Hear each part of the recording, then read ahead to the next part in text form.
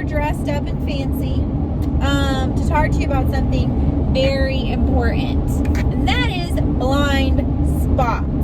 So, Abby, tell the people the story of how you saved my life. We were heading out of, what was it called? The Dolly, the Salvatore Dolly. Yep, we were heading out, and you could make a left and a right, and we were going for a left. And we also didn't really know the area, and our GPS wasn't on yet. We're just kind of roughing it, making it work, and we'll take a bit of a left, and you're turning, and I look and I see on the right there's a humongous potted plant, like humongous, and she's about to ram right into it. So I scream out, there's a plant, there's a plant in the road. Yep, thus saving my car and my life, and her life essentially too, because it was on property. Well, yeah, and like public property. So, fun story. I didn't see it at all. At all. Like on a 1 to 10, 10 seeing it, 1 not seeing it. I was like on the other way, like in the negatives. Yeah, in the negatives. I didn't see it. I didn't even think in my head there'd be a potted plant in the middle of the road. I thought it was just a road. I was wrong. Apparently, Tampa, St. Pete is fancy, and they got potted plants in the middle of the road. So I wasn't even looking for it. I wasn't aware of it, and I didn't see it. She did. Yeah. All 3 of those. How much of a picture is that of a friendship? Sometimes you're going somewhere, right? I was trying to go somewhere, and I didn't see what was up ahead. I didn't see that I was going to damage my car and potentially hurt myself. How many times have we almost damaged our property, maybe our car? How many times have we almost damaged ourselves, hurt ourselves, caused injury to ourselves because we didn't see something that was up ahead? We didn't see that addiction that was coming. We didn't see that divorce, that affair that was coming. We didn't see, sometimes you gotta like put this behind it, so oops. There you go. Okay. We didn't see that, sometimes you don't see what's coming. You don't see that if you continue being late to work, you're probably going to get fired. Whoa, that didn't really work. I'll work on it. You don't see things, right? But sometimes when you have a friend, your friend can see things that you don't. Abby saw a pot plant in the middle of the road that I didn't see. Had she not seen that, had I been by myself, had I been, going through life, or had I not given her the permission to speak into my life and to say, hey girl, I know you're driving, but you're kind of slacking on the driving. Yesterday we were at a conference, shout out SLU Lead and Lifeway students and Jay Strack, Dr. Jay Strack, Jeff Wallace and Brent Crow and that whole team at YPS, but we're very grateful for that. We were at a conference, and one of the speakers, I forget which one, said, do people have permission to call you out? Do people have permission? I don't know, it might have been KB. It might have been. I don't think it was her. But do people have permission to call you out? Do they have permission to speak into your life? Do you have accountability? Do you have accountability? Who in your life is holding you accountable? Who in your life can say, hey, you're a married woman, don't be looking at that guy. Or you're a married man, don't be looking at that girl. Or, hey, you don't have money, why are you going and getting steak and lobster again? Like, do you have friends in your life that you give permission to tell you when you're wrong? To tell you when you don't know how to drive? To tell you, and in love, like, hey girl, you're about to crash. But who in your life have you given the permission to do that? Is there anyone? And if there's not, you need to get somebody, because you're gonna go through things and you're gonna need somebody to call you out. I have several accountability partners, and Abby is a great friend and will call me out when I'm wrong. And most of my friends know, I don't have a filter. I say pretty much everything that comes to my mind. Sometimes I shouldn't, but I do it anyway. And I'm want my friends, like, the thing I value most in friendship is honesty, like blunt honesty. Like, I would rather you punch me in the face with the truth than kiss me with a lie. Tell me the truth. If you don't tell me the truth, that means you don't respect me. And if you don't respect me, that means we don't have a friendship. I want my friends to be honest with me. Even if it's stuff that I don't want to hear. Like, my friend's life is their life. But I'm gonna be a friend, and I'm gonna tell them, hey, I think that's gonna hurt you. If my friend is struggling with alcoholism and tells me they're going to the bar, guess what? I'm gonna tell my friend, I love you, and you're a grown-up, and you can do whatever you want, but I don't think that's a good idea. You've been struggling with alcoholism for this many years, and you're overcoming it. Don't go backwards. Don't relapse. If my friend is using drugs of any kind and is trying not to use drugs of any kind, I'm going to encourage them, hey, don't do drugs. Now, if I have a friend that's doing drugs and sees nothing wrong with doing drugs and that's what they want to do, then that's on them. It's their life. I'm not their mom. I'm not God. I am going to tell them it's going to hurt them, if they're not aware of that already. And if my friend drinks, I have lots of friends that drink. Everyone that knows me knows that I don't. But just because I don't mean my friends can't. I don't like Diet Coke. I'm not going to yell at you for drinking Diet Coke. Drink whatever you want. Like, that's your choice. God gave us a free will. And if God allows you to do what you want, surely, A, I'm not God. And B, I'm not going to tell you what to do. You do what you want to do. But if you invite me into your life and you give me the permission to hold you accountable, I'm going to. Because as a friend, that's my job. As a friend, I want to treat my friends the way I want them to treat me. If somebody is about ready to wreck into a potted plant in the middle of the road, I want to tell them, hey, don't do that. Why? Because if I'm doing it, I want them to tell me, hey, don't do that. If I'm getting ready to date somebody that they know is not a good person and lies and manipulates and cheats and is dishonest, I want them to tell me so that I don't waste my time, and vice versa. Who in your life has the permission to call you out when you're wrong? Who in your life have you given the permission to show you where your blind spots are? Right now, I'm on I-4. This is a pretty crazy road. At any time, I may get into another lane. It's a miracle and a blessing to have another set of eyes that can turn around and can look in the mirrors that I can't see.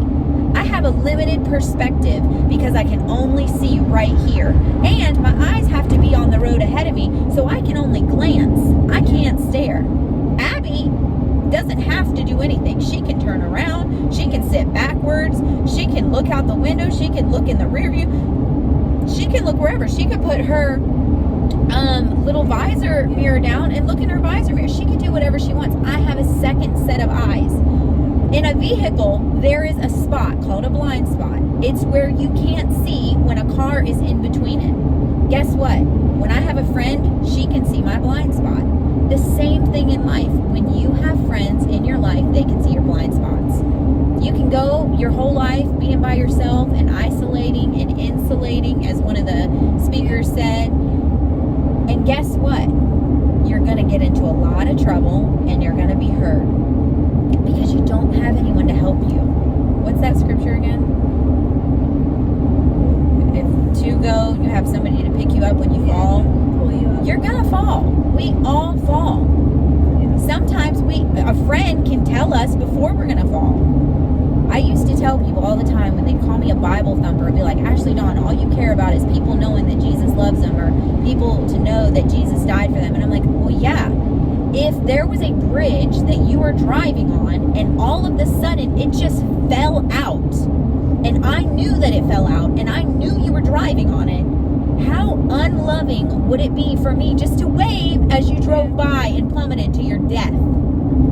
That would be very unloving. But if I'm standing there with a sign that says bridge is out ahead, you get to make the choice if you're going to keep going or not. If you want to keep going, go for it. You're going to die. If you want to stop, you're going to live. Same goes for faith. Same goes for Jesus. everyone is going to die. That's just a proven fact. We're all going to die. And we're either going to go to heaven or we're going to go to hell.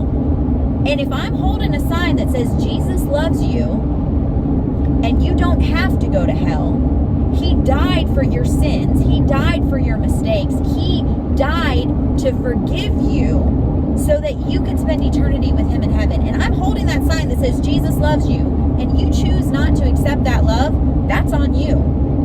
But it can't be said about me that I didn't love you because I told you the truth. If I had a cure for cancer or a cure for sickness and I didn't give it to you, that'd be pretty unloving of me. And you said, man, I've been sick for X amount of years and I just need help. Right? You're diabetic and you need insulin, and I've got all this insulin and I'm just holding it. But I don't want to share any with you. But you could die without it. The fact of the matter is, without the love of Jesus, we die every day. We die to our feelings, we die to our emotions, we get our heart broken. We die. Our joy is killed, our hope is killed. Without Jesus, we don't have hope. Oh my God. Without Jesus, we don't have joy. We don't have love. We don't have the fruits of the Spirit. They don't grow without the Spirit. That's why they are the fruits of the Spirit. The Spirit has to be there for them to grow. The seed has to be in the ground for the tree to grow. Well, the seed of that fruit is the love of Jesus. So if I'm holding a sign saying, hey, Jesus loves you, and you choose not to accept it, that's on you. But I loved you enough to tell you. Who in your life do you love enough to tell them the truth? Even if they don't want it, even if you know they won't like it, who in your life can you be honest with? Can you tell the truth to? Because I'll tell you something right now, I have a lot of acquaintances. People that claim to be my friend, people that want to come to my party, that want to, have fun with me, that want to go to theme parks with me and want to take pictures and want to tag me and post on Facebook, but they don't want to be real with me. That's not a friendship. That's somebody you take pictures with. That's an acquaintance. A friendship is somebody that links arms with you through life. Another speaker said, you need to have friends with you next to your bedside when you get married, that stand next to you when you get married, your bedside that'll be next to you in your hospital bed when you're sick or when you have a baby or when anything, is going on in your life, maybe when you're praying over your kids or you're praying over your family, and then your graveside, your dead side. Caskets don't carry themselves. Normally, it's the people closest to the person in the casket that carry it. And that's not a fun job. That's not, woo, we get to carry our best friend's casket. No, but it's something you do out of love for your best friend, to honor them when they're not there anymore. Who are those people in your life? Who do you know will stand next to you at your wedding when everything's good? Will stand next to you when you're crying in your bed because you just went through an affair, or you just got some news from the doctor that you really don't want. And then who's going to be there for your family as they're mourning and they're grieving your loss? Because I'll tell you something, my dad had a lot of friends when he was a famous tattoo artist. He had a lot of friends when he was a famous mural artist and a famous pinstriper, and he built motorcycles, and he had a lot of friends when he was a professional boxer. He had a lot of friends when he was in the Marines. He had a lot of friends when everything was going good. But when he got the news that he had cancer and that it was gone and then it came back and then it was gone and then it came back, and when he was fighting for his life, most of those people that were there with him in the good times, partying with him, weren't there when he was struggling, weren't there when he was losing weight, weren't there when he couldn't walk. And then when he went to heaven, a lot of those friends came back around and they wanted to say, man, he was such a good man. Yeah, he was a good man. Where were you? Oh, you weren't there because it didn't fit your agenda, because it didn't fit your social calendar. That's not a friend. In the Bible, it says it's a fair weather friend. They're only there when the weather's good. When it rains, they're gone. I don't want a friend like that. I want a friend that is there through every season. Through spring, when everything's growing. Through summer, when it's hot and stuff is dying. Through fall, when leaves are falling off. And through winter, when everything is dead and it's cold and you feel all alone. I want the same friends there through every season. And when it's planting time, I want them to be planting next to me. I want them to be sowing seeds. And then when it's harvest time, I want to help them harvest everything that they've planted. And I want them to help me. That's a friendship.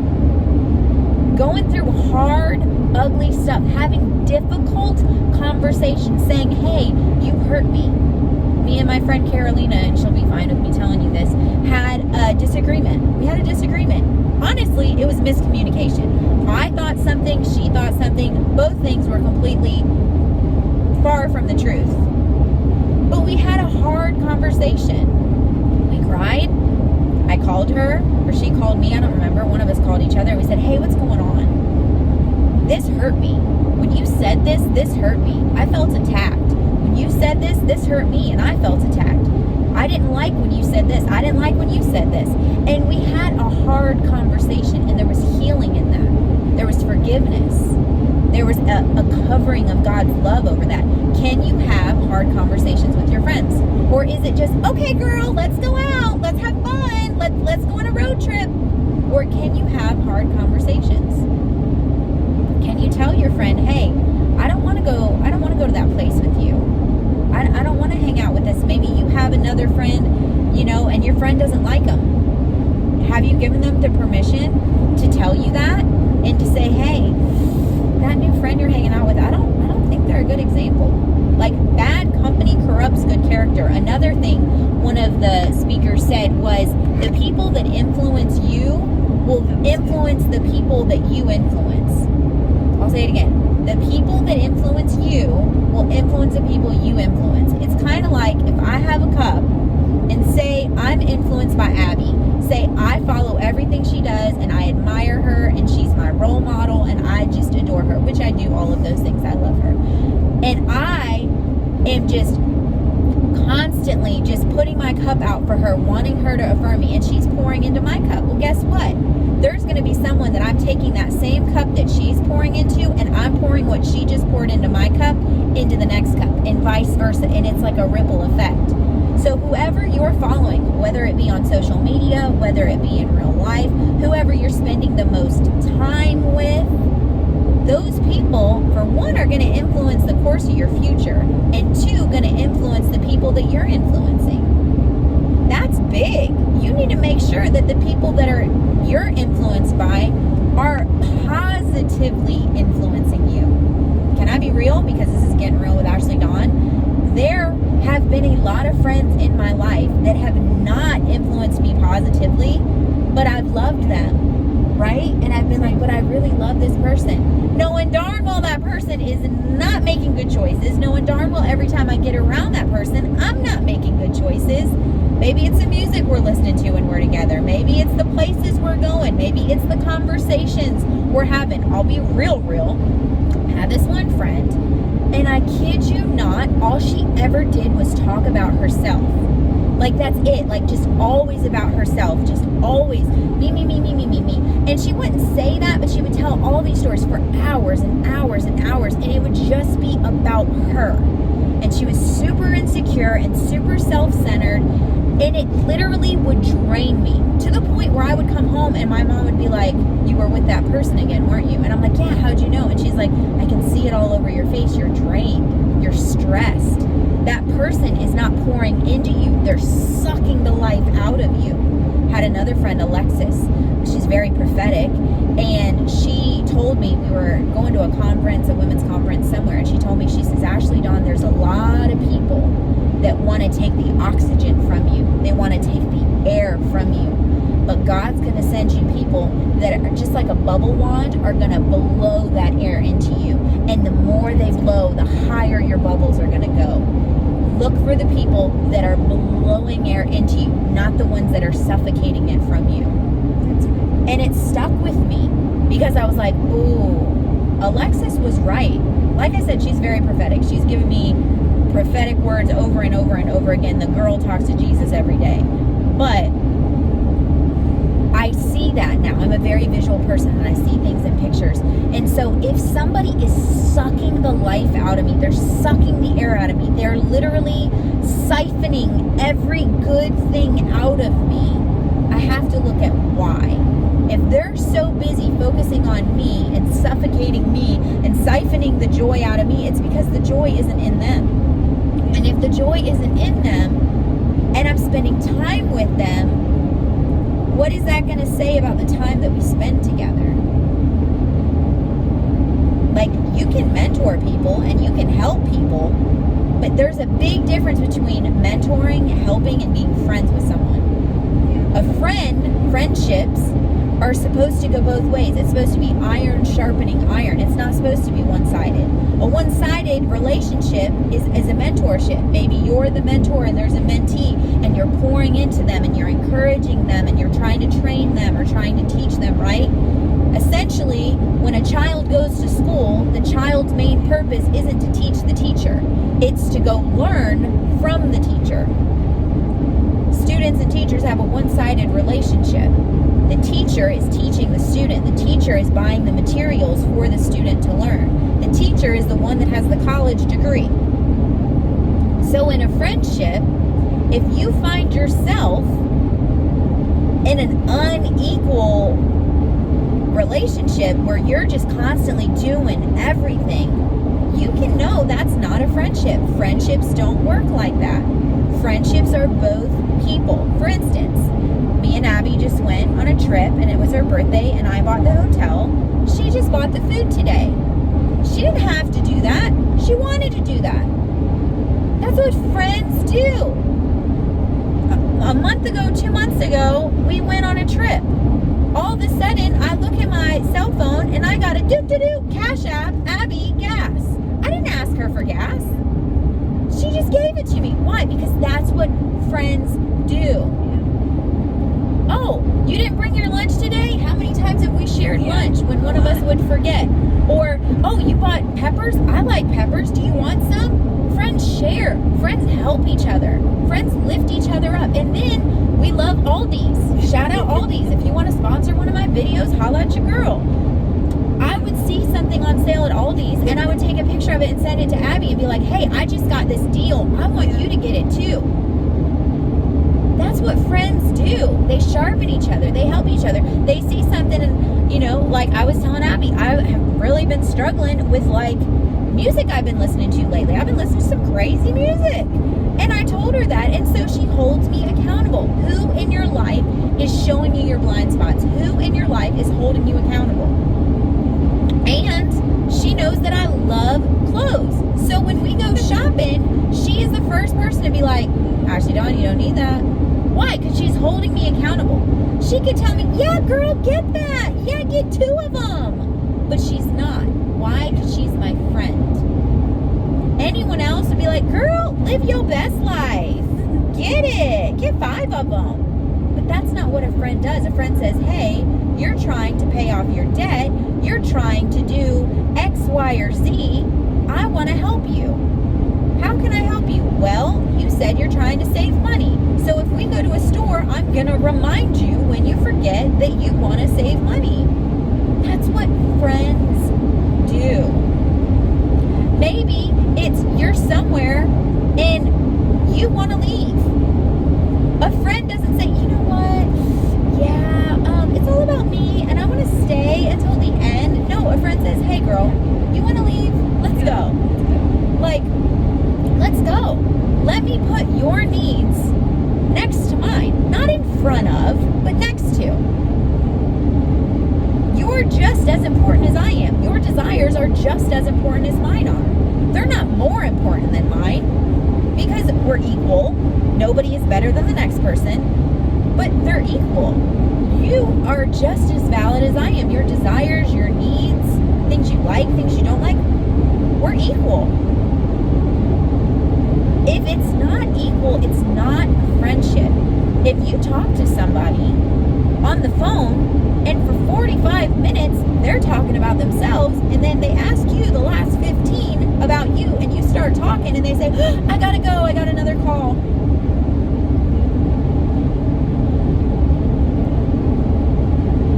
Oh, so you just let me listen to you for 45 minutes, and I couldn't say a word, but now you gave me 15, and you got another call?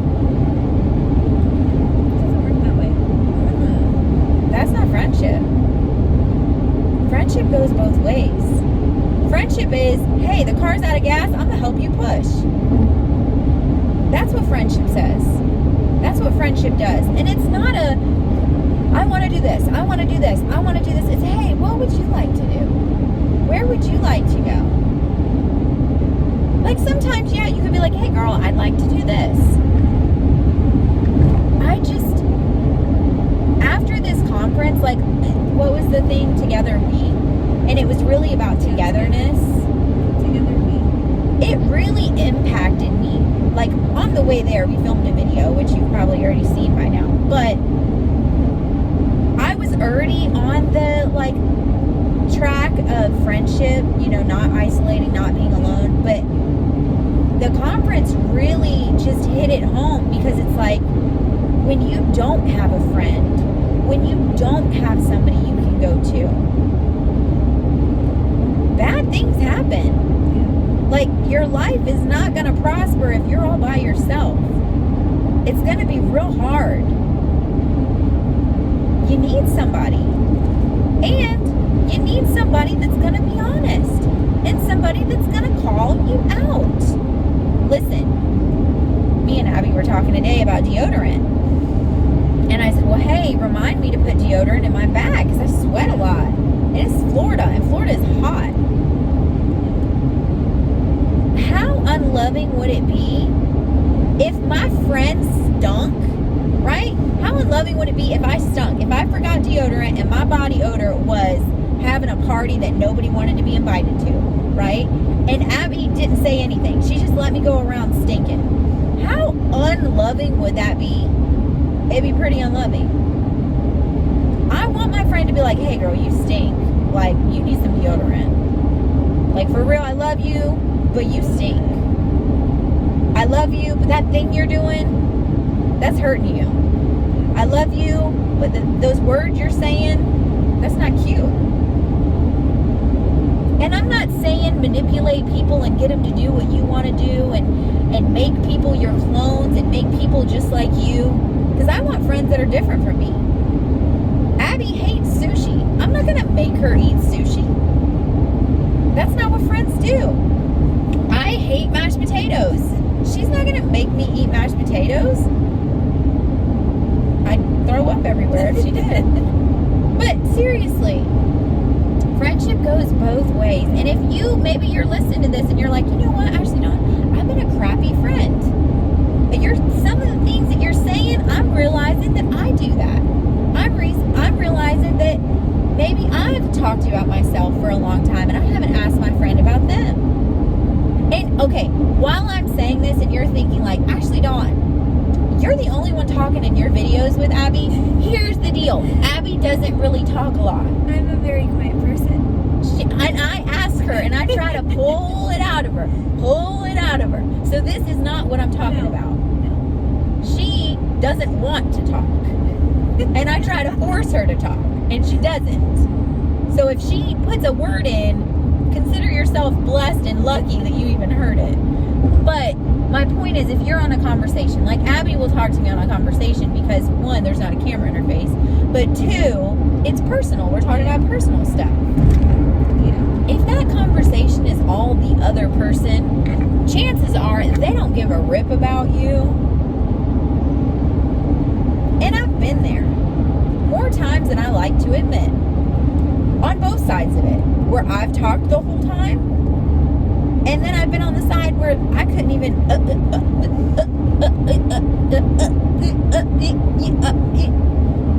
you ever been there? I have. Yeah. We're like and you like, yeah, you start trying to say something, and then when they pause, you try to like jump in there Like, because there's a little pause, and they're like, I wasn't done. And you're like, oh, I'm so sorry. I'm so sorry. I got excited. I thought that we could go back and forth, but I realized that this is a one-way conversation, and so I'm just going to pretend like my phone's on mute and I'm not allowed to talk. But that's not a friendship.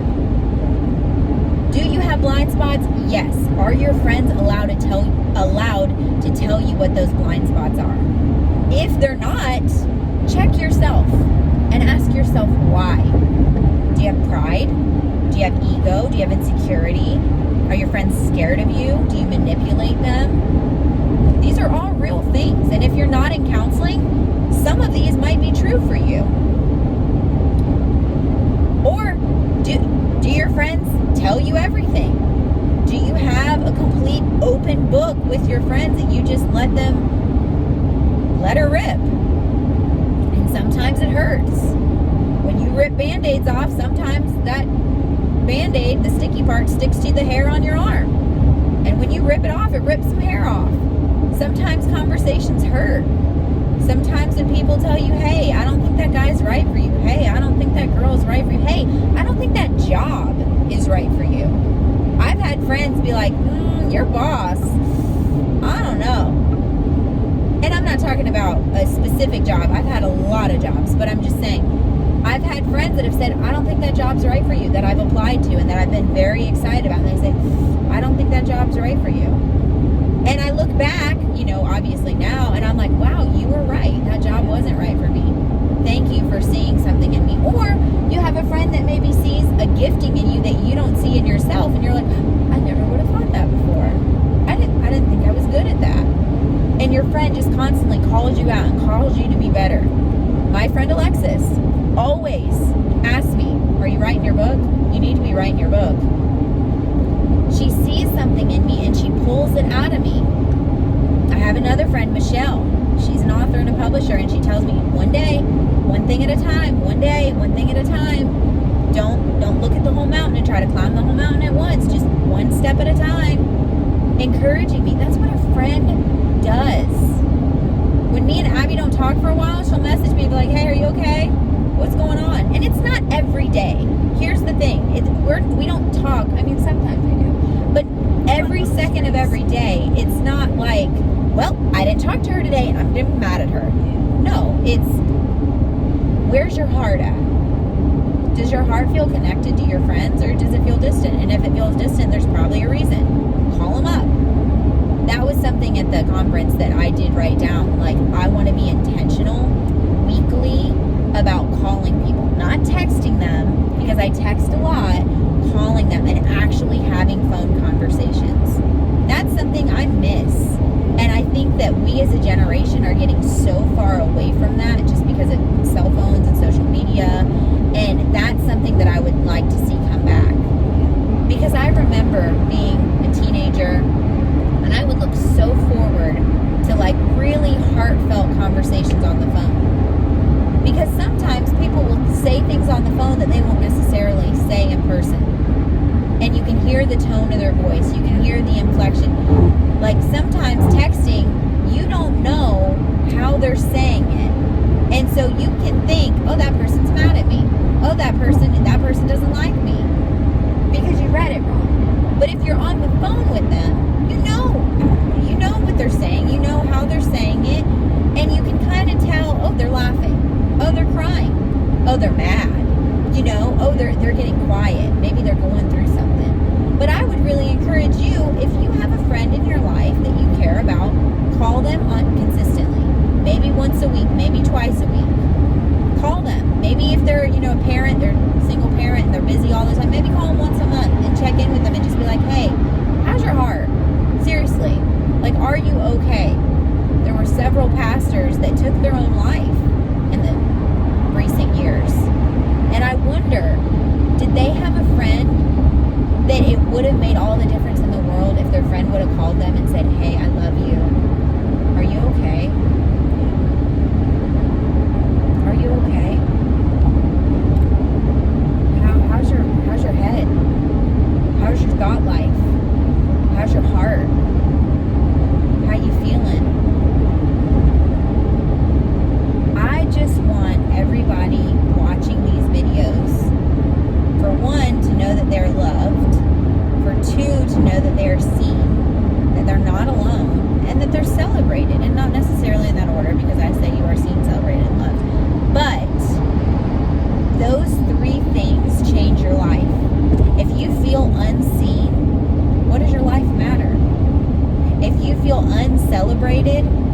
dry. And if you feel unloved, what's the purpose? But if you know that you're loved, which, hello, you are. If you know that you're loved, well, there's your purpose. If you know that you're seen, well, there's your why. And if you know that you're celebrated, that's the encouragement to go. You're celebrated. There are people celebrating your success. Maybe not out loud.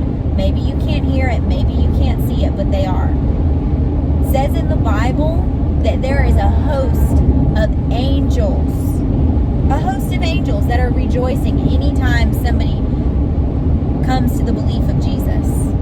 A lost person comes home. So if they're throwing parties in heaven for people that are giving their hearts to Jesus, don't you think they're throwing parties in heaven for you that's living out your life to make Jesus' love known and to love your friends the way he commanded you? John 13:34, a new commandment I have given to you, that you must love one another just as I have loved you, so that you must love one another. Don't you think Jesus is rejoicing with all of heaven when he sees one of his children loving their friends the way he wants them to, the way he designed them to? I do. But Jesus wasn't just all love and rainbows. He flipped tables too. Why did he flip tables? Because people were doing things that were hurting God and were hurting them. He saw things that he didn't like. Things that he knew didn't bring those people that were doing them closer to God. So in love, he started flipping some tables. Here's the deal. Sometimes you gotta flip some tables in your friends' lives. I've had some tables flipped in my life. I've had some people come for me and say, Ashleydawn, I love you and I'm your friend, but here's some advice. And sometimes I've liked it and sometimes I haven't. And I've been real upfront in letting them know which was which. But you need to have friends that you trust and that trust you and that will speak the truth in love. Not manipulation, not beating you over the head with something, not trying to get you to do what they want you to do, but seriously, friends that love you. Love doesn't put a blanket around you and keep you all cozy and safe. Love holds your hand when you're not safe and reminds you that your safety is in Jesus and not in yourself.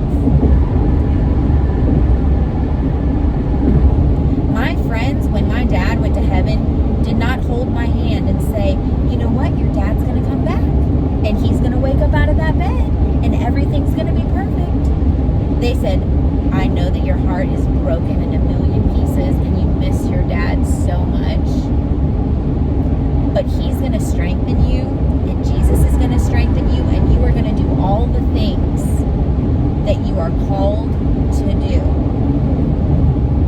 regardless of how. So with all that to say, you are seen, you are celebrated, you are loved. God is going to send you awesome friends. It's your job to love them. It's your job to be honest with them, to hold them accountable, and to tell them when they're running into a potted plant in the middle of the street. I love you. More importantly, God loves you. Abby loves you too. Catch you in our next one.